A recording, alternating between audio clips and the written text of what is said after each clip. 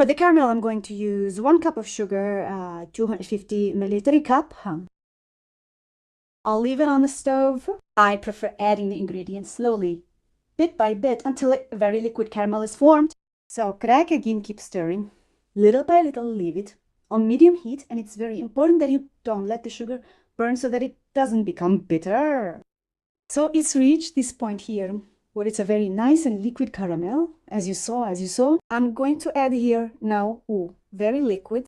I'm going to add here now a tablespoon of margarine, which can also be substituted with butter. So it's up to your preference. I put it here on medium heat. Keep the heat on and sukal, and stir a little to dissolve the margarine in our sugar.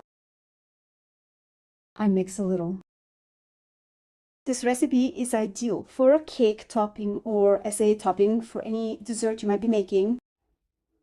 So that's it. I'm going to reduce the heat a little.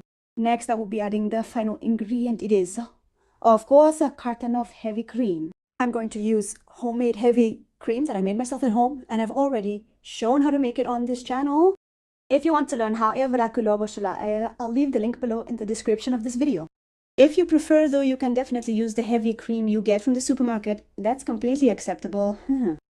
She added it with the flame as low as possible and keeps mixing without stopping until it turns caramelly. Keep stirring well so that the sugar doesn't solidify again. We want it to remain in a liquid creamy state. And we've reached that point, see? It's well mixed and has already turned into caramel.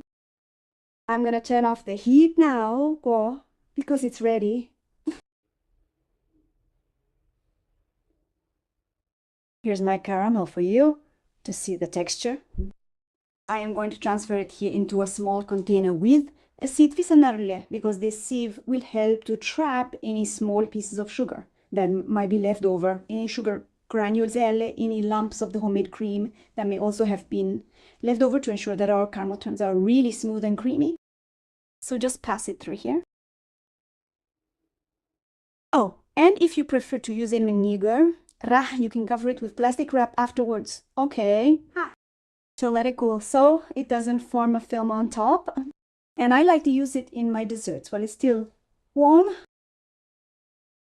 See, I passed everything through the sieve. I'll show you exactly what texture it gets. It's very creamy. So here you see, here's our perfect caramel low, just as I told you. It's perfect for both cakes and desserts.